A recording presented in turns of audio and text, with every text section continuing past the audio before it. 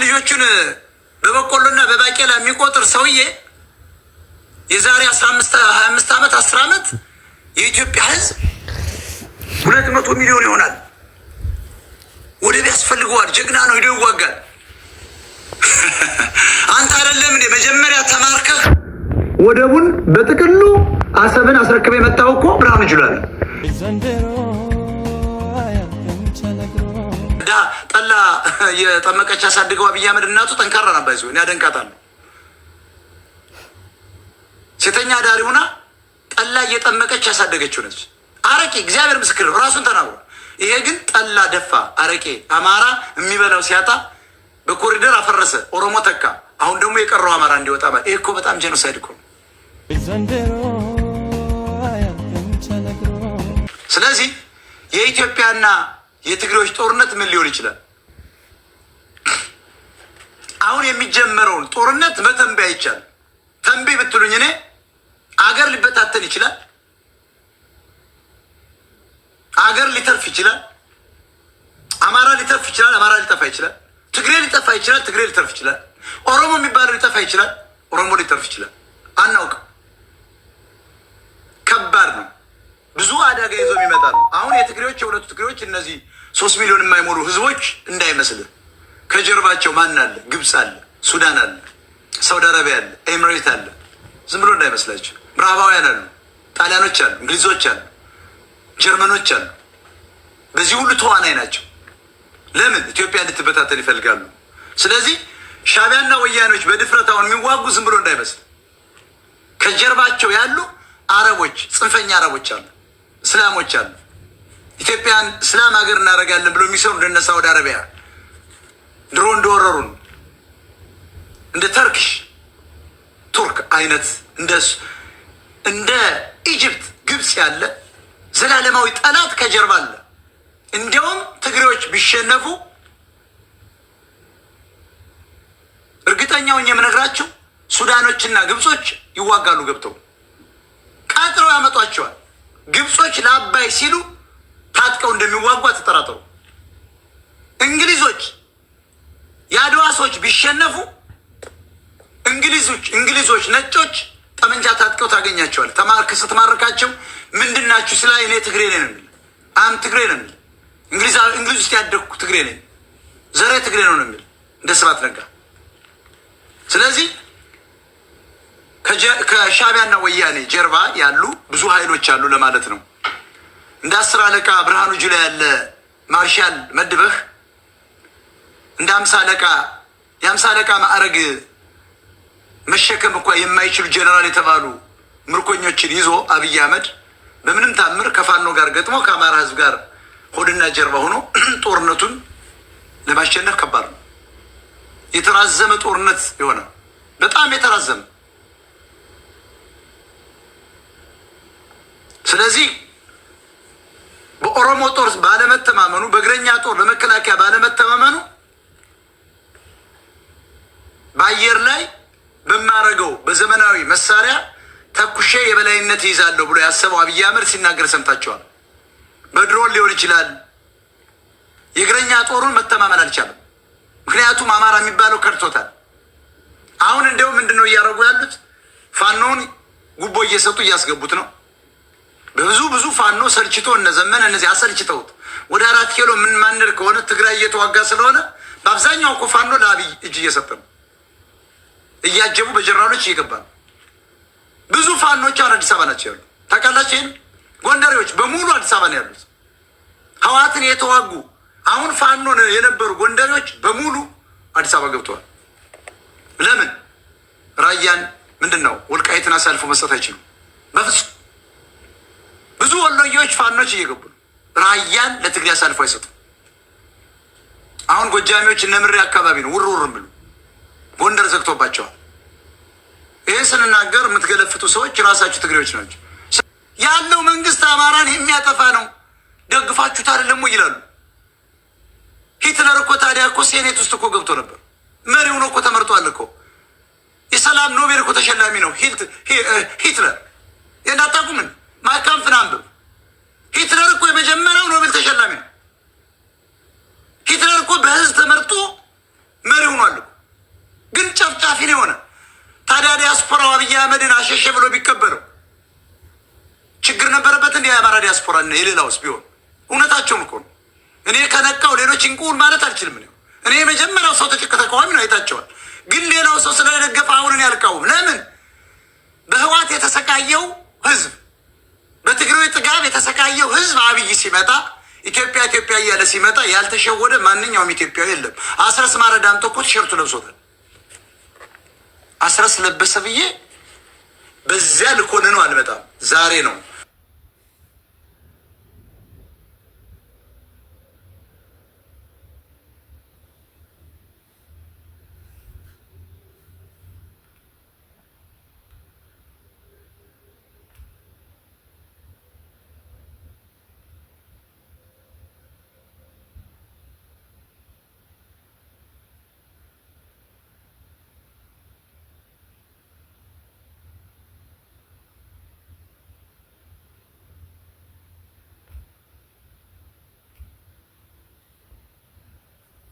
መንደር ካሰበ አሰበ።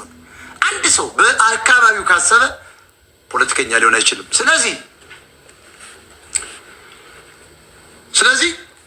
አብይ ብዙ መሳሪያ አለኝ በአየር በኩል በአየር ኃይል በኩል ወይ ደግሞ በአየር በሚደረገው ጦርነት አሸንፋለሁ ብሎ ነው ያሰበው። ግን እስካሁን የገቡ ትግሬዎች በሙሉ የነበሩ ትግሬዎች በሙሉ ትግሬ ነው ኢትዮጵያ ውስጥ አለ። ይወጉታል። ጦርነቱ ሲነሳ አገር ውስጥ መሀል ሀገር ደግሞ መፈንቅለ መንግስት ለማድረግ ይንቀሳቀሳሉ። አብይ እኮ ሲግናል ያለውን ያ ሁሉ ቆማጣ አማራን ገሎ የተቆመጠው ጀነራሉ ልኮ ተቀምጧል እኮ አሁን ማያቅ የራሱን ቤት ሲኤምሲ ለነጮች አከራይቶ በየጦር ካምፕ እንደ አራተኛ ክፍለ ጦር እንደ ጎፋ ያን ሁሉ አፍርሰው ቪላ ቤት እኮ እየኖሩ እኮ ነው በነፃ። እነዚህን ጠቅልሎ አላስወጣቸውም። አብይ አህመድ ፈሪ ነው። ሀብት ንብረታቸውን አልወረሰም። የምታዩት ኒውዮርክን የሚመስል ፎቅ እኳ የሁለቱ ትግሬዎች ነው።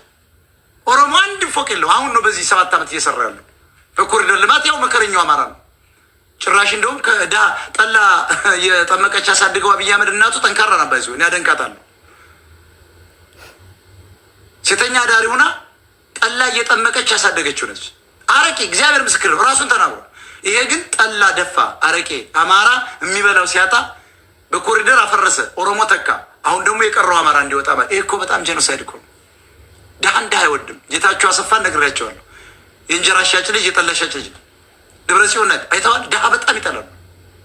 እነዚህ ሰዎች ከሀብታም ቢመጡ ነው ምን እንደሚያደርጉ። ስለዚህ አብይ በአየር ላይ ባለው በእግረኛ ሜካናይዝ ሳይሆን በአየር ላይ ባለው ነው ማጠቃ ብሎ ነው ያስበው። ስህተት ነው። ለምን? እነሱም ተገጣጣሚ የሆኑ ድሮኖች በግብፅ በኩል ገብቶላቸዋል። ህዋትና ሻዕቢያ ታጥቀዋል። ጦርነቱ አይቀርም። ጦርነቱም ቀላል አይሆንም ለማለት ነው። ስለዚህ ጦርነቱ መጥቶ አሁን አማራ እንዳትጨነቅ። ጦርነቱ ሲመጣ መጨነቅ ያለባቸው ለዘመነኛ ኦሮሞዎች፣ ለዘራፊ ትግሬዎች ነው የተጠቀሙ። አሁን 7 ዓመት ኦሮሞ በብዛት ደግሞ የተጠቀሙ ሁለቱ ትግሬዎች ናቸው፣ ኤርትራና የኢትዮጵያ ትግሬ። የሀብቱ ምንጭ ኢትዮጵያና ብድር ቢሆንም እነሱን የያዙት። ስለዚህ ጦርነቱ ኢትዮጵያ ብትበታተን ለአማራ ምንም አይደለችም። አማራ ምንም እንዳይመስል። አማራ ኢትዮጵያ ተዋልልኝ ብሎ ነው ጸሎት የሚያደርገው። ጅና እንደ አንተ ስትለው ለሀገር የሞታለሁ ሂጄ ይላል። ምን አገኘህ? ኤርትራያኖች እኮ ትግሬዎች ሲገጥም አብይ አህመድ በደሞዝ 10 ሺህ ብር እየተከፈላቸው ነበር። 5 እና 10 ሺህ ብር እንደየደረጃቸው እየተከፈላቸው፣ ጄኔራሎች ደግሞ ከዚያ በላይ 50 እና 60 ሺህ ብር 100 ሺህ ብር እየተከፈላቸው በወር ነበር እኮ የሚዋጉ። አማራስ በነፃ ሄዶ ተዋግቶ 7 ልጆችን በትኖ ወደ አረብ ሀገር ልጆች ተበተኑ። ወደ ሽርሙጥና ስራ ሄዱ። ወደ ወጥ ማብሰል ሄዱ። ገረዶ ነው። እሱስ ካሳ አልተሰጠውም። ለኦሮሞች ካሳ ተሰጥቷል። ለነማ ላዋጉት ማዕረግ ተሰጥቷል። ቤት ተሰጥቷል። አማራስ ምንም። ስለዚህ አማራ አገራችን ፈረሰች እያልክ በደርግ ዘመነ መንግስት እየዘለልክ ቃርቱ ስትሰማ ትሄድ ነበር። ዛሬ ግን እንደዚህ አይነት አማራ የለም። ለምን በሉ? የሀገር ዘበኛ የሚሆን አማራ ቀርቷል። አንደኛ ተኩሷል፣ ቅራኔ ውስጥ ገብቷል አብይ አህመድ። ሌላውስ በእኛም በተባራሪ ወሬ አይ ኢትዮጵያ አትጠቅም የሚለውን ይዟል። ሌላውስ ትግሬዎች ይችን ስለሚያውቁ ስስ ጎኑን እንዴ ድሮ እኮ ይውልጥ ከብት ሊሸጥ ነው በግ ሊሸጥ ነው አረ በላው ኢትዮጵያ ሀገር ሲል የኔ ወንድሞች ሁለቱም ዘሎ ነው የገቡት መኪና ውስጥ ዘለው ተማሪዎች ናቸው እኮ ሃይስኩል ናቸው ሃይስኩል አቋርጠው ሁለቱም ገብተው ከረን ሞቱ ዛሬስ ያን ስላወቁ ትግሬዎች በ28 ዓመት ካሴቱን በሙሉ እየሰበሰቡ ጅንፍሽ መልኳ እንዳይዝ አማራው አቃጠሉት ሞራሉን ገደሉት ዛሬ በምን ትከሰክሰዋል አንደኛ አማራ ወግቶታል ትግሬም ወግቶታል አማራ ወግቶታል ለማናገር ነው የሚወጋ ለዚያች ሀገር ነው ከየክልሉ ወጣ ተብሎ ባንዲት ጠባብ ክልል እየተቀመጠ ነው ለማን ነው የሚዋጋው ስለ ሀገር መፍረስ መጨነቅ ማወቅ ያለባቸው መስታወት ቤት ቁጭ ብለው አሎሎ ድንጋይ የሚወረውሩ ትግሬዎች ሁለቱ ትግሬዎች ሻዕቢያና ወያኔዎች ሌላውስ ኦሮሞ ሌላው ደቡብ የበላት በሰላም የሚኖረው ክልል ሀገር ተፈጥሮለት የተቀመጠው ይሄ ሀገር የኔ ነው እያለ ከጣሊያን የታደገውን ሀገሩን እያስወጣ ያለው ብሔር ብሔረሰብ ይጨነቅ እንደውም አማራስ ጦርነቱ አሁን ሲጨመር ሲቀጥል ነፃ ይወጣል ለምን የሚገዛው የለም የሚገለው የለም ከጎኑ የሚያየው የለም ለምን ወደ ጦርነቱ ነው እየፈረሰ ነው የሚሄድ ሀገር ስለዚህ መፍረሱ እንደውም አማራ ክልል ብቻ እየዘረፈ ይቀጥልፋል ነው ልንገራችሁ ነው ፋኖ ሀብቱም ያለኝ ሀገር አይደለም የተገጠበ ከተማ የተገጠበ ሀገር እኮ ነው ያለን አርሰን ለ3000 ዓመት ምን አለ ኦሮሚያ ውስጥ ነው ሀብቱ ያለው ደቡብ ነው ያለው ያም ደግሞ በትግሬዎች የተያዘ ነው ስለዚህ ፋኖ እየተጣጠቀ ይገባል ማለት እንዲሁም ዘርፎ ይበላል ለማራ ኢትዮጵያ ብትበታተን ለማራ መልካም ነው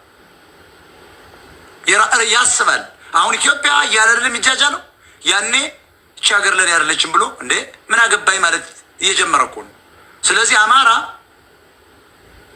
ከብሔራዊ ዘመቻ ምልመላ ጀምሮ እናት ሀገር እያለ በነፃ ወደ ጦርነት ግንባር እየተባለ ሲዘምት የነበረው በመኪና ላይ ቀራርቶ እያሰሙ በማይክሮፎን እያሉ የኛን ወንድሞች ሁሉ ሲወስዷቸው አስታውሳለሁ የዛሬው አማራ ግን እንደዚያ እንኳን በማይክሮፎን አብለው አስረ ብትወስደው የሚሄድ አማራ አይኖርም ለምን አንደኛ በድሮን ጨፍጭፈዋል ሁለተኛ ከየክልሉ ወጥቷል ያንን የማያውቅ አማራ የለም ደደብ እኮ አለ አማራ እኮ ደደብ አይደል ደደብ የምንለው እኛ ፊደል የቆጠረው እዚህ ያለው የናጨርባሪ በራሱ ሚስትና በራሱ ልጆች ላይ በራሱ ላይ ስላልደረሰ የገበሬው ሰቆቃ ሀገር ውስጥ ያለው አማራ በየክልሉ ያለው ስቃይ በወለጋና በሌሎች ጭፍጨፋ አሁን ደግሞ ክልሉን ከተረው ይዘው እንደዚህ የሚጨፈጭፉት አማራ ለዚህ ባለመቆሙ ነው ደደብ የምንለው እኮ ይሄን ነው ፊደል የቆጠረው ነው እንጂ ገበሬው እኮ ያውቃል እኮ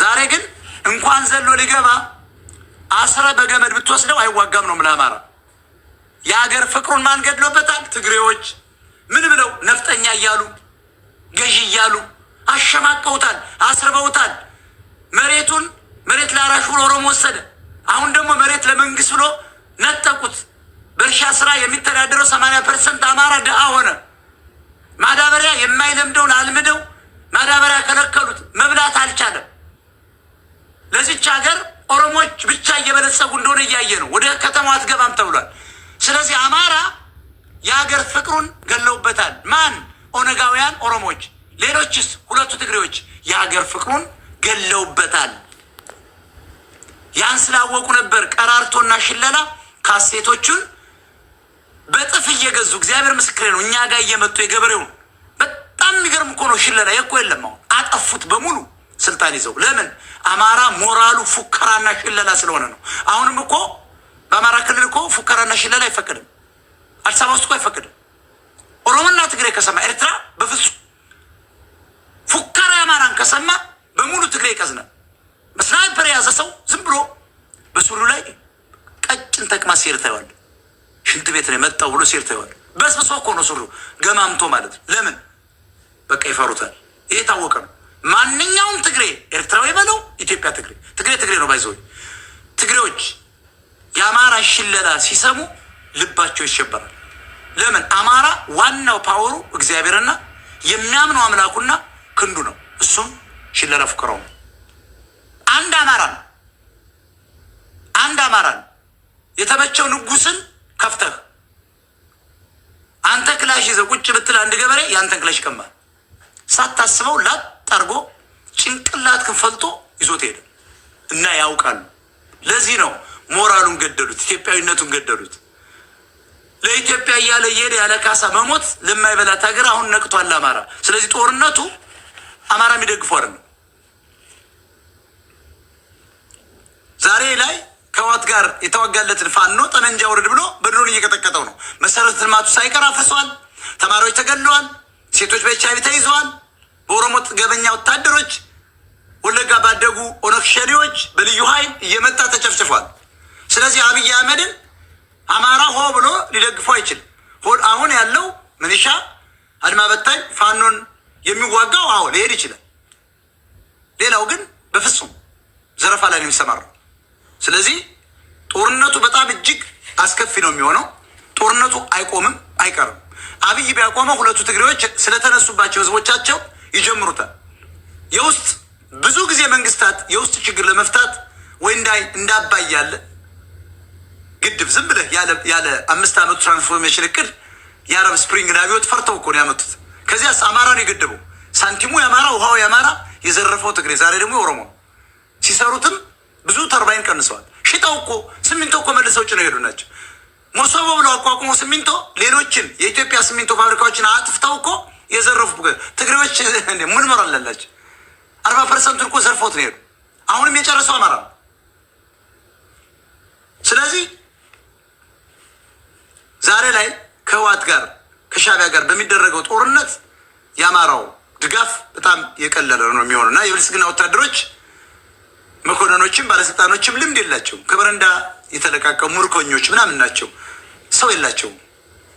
መሳሪያ አላቸው፣ ሰው የላቸውም። አጋዥ የላቸውም። መካሪ የላቸውም።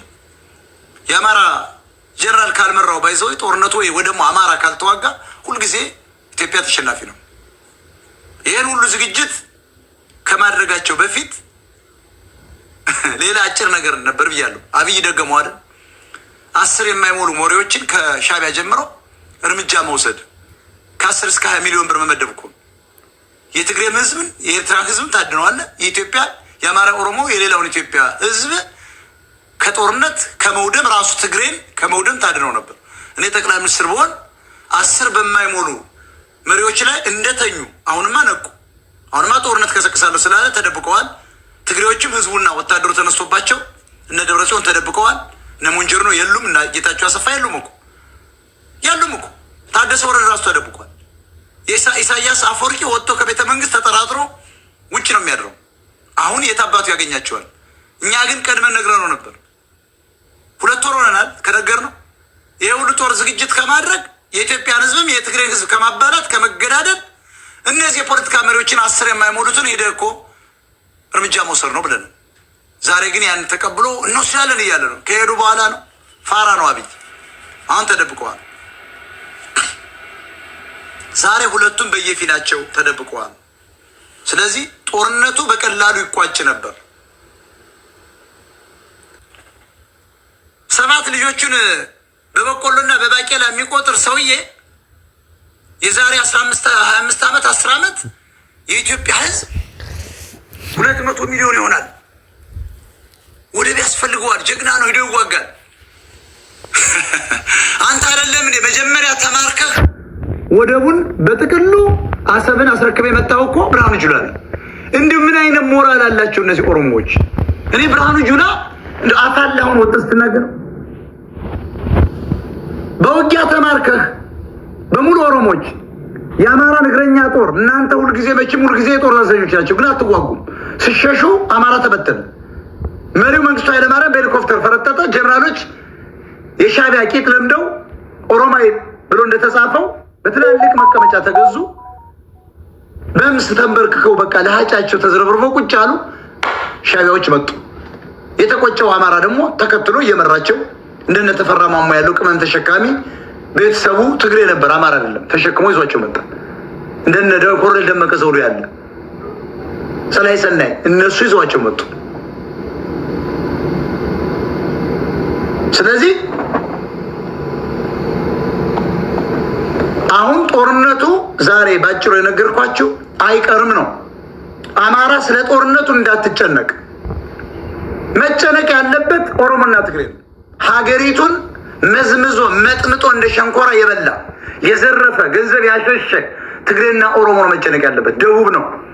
አማራማ ማህበራዊ ረፍት አጥቶ ከነበረበት ክልል ከሀገሩ ላይ እየተጋዘ ሃይማኖትና ባህሉ ያጀግና ስላሰረው የትግሬ ጳጳስ አስቀምጠው የትግሬ ካህናት በየደብሩ አስቀምጠው ሰው መግደል ኃጢአት ነው እያሉ ስትገደል ትበዛለህ እያሉ አሰሩት። አማራን ባህሉ አሰረው። ግብፅ አሰረችን። በኦርቶዶክስ ውስጥ ሀገሩን ይወዳል አማራ። ትልቅ ህዝብ እኮ ነው። ታጋይ እኮ ተፈሪ እኮ ህዝብ ነው። ራሱን በራሱ የጣለው በግብፅ እምነት በኩል የመጣው ከኦርቶዶክስ አስተምህሮች የተጨመሩ አስተምህሮች ናቸው። እኛን ገደል ይዘው ነው የገቡ። ሰው መግደል ኃጢአት ነው። ግን እኮ ዳዊት ገድሏል። ቅዱስ ዳዊት ሞገስ የሆነው ጠላቱን ጎልያድ የሚባል ፍልስጤማውን ከገደለው በኋላ ነው። ዛሬ አብይ የተባለን ጎልያድ ብትገለው ምን ይመጣል? ምንም እንኳ አይመጣም። ዛሬ ግን ብትገለው የተደራጁ ትግሬዎች ከፋኖ ቀድመው አዲስ አበባ ያሉ 2-3 ሚሊዮን ትግሬዎች ተባብረው ከኦነግ ሸጌና ኦነግ ጋር ሆነው ቤተመንግስቱን ይዙታል። አሁንም አማራ እንደከሰረው ነው የሚቀሩ። ስለዚህ ነበር ክልሉን ለቃችሁ ውጡ፣ አብይ አቅዷል፣ ከቦ በድሮ ሊመታችሁ ስንል የዛሬ 2 ዓመት አካባቢ ማንም ሊሰማን አልቻለም። ማን ይሰማል? ማንም። ታስታውሳላችኋል? ይሄው የኛ እቅድ ነው የነገርነው። የአብይ እቅድ ተሳካ። ይሄ ነው። ብሪጅስቶን የምትናገረው ነገር ካለ በዛሬው አጀንዳዬ ላይ አንድ ቁጥር። ከዚህ ውጭ ግን ምንም የምናገረው ነገር የለም።